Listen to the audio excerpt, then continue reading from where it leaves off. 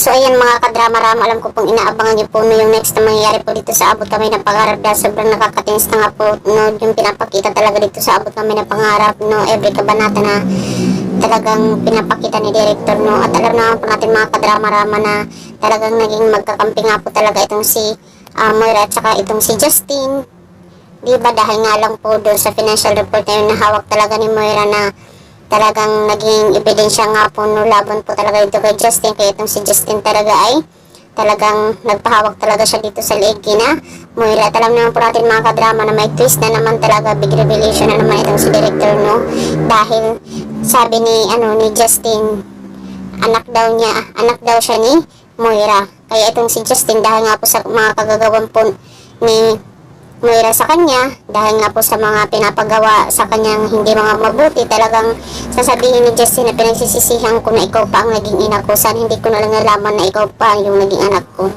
At saka itong si Moira ay hihingi nga po ng tawad dito kay Justin dahil alam naman po natin mga kadrama na noong pa man talaga is patay na talaga yung anak ni Giselle, diba?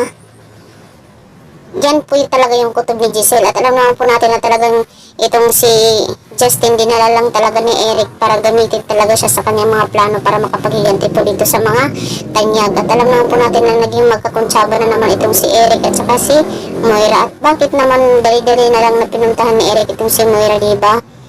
Kung wala silang relasyon noon, diba?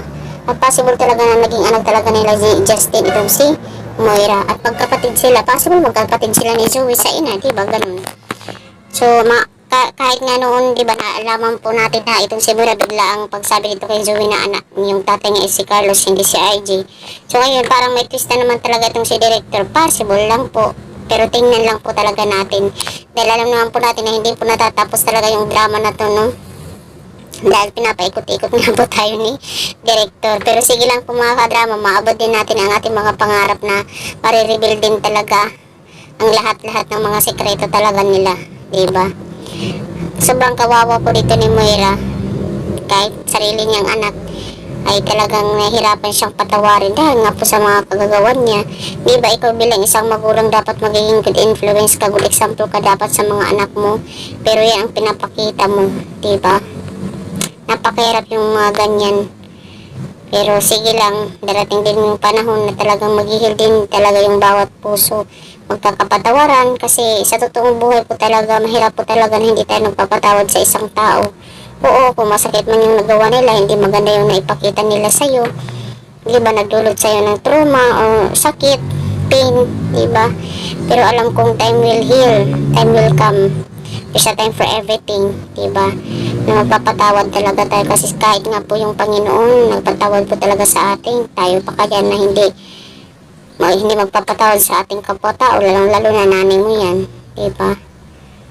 So sige, i-bless po niya yung mga anak na talagang mayroong respeto po talaga sa kanilang magulang at may pagpapatawad din kahit ano po yung nagawa nilang kasalanan. So yun lang po mga kadrama-rama, babangan lang po natin yung next na mangyayari dito sa Abot Kami ng Pangarap.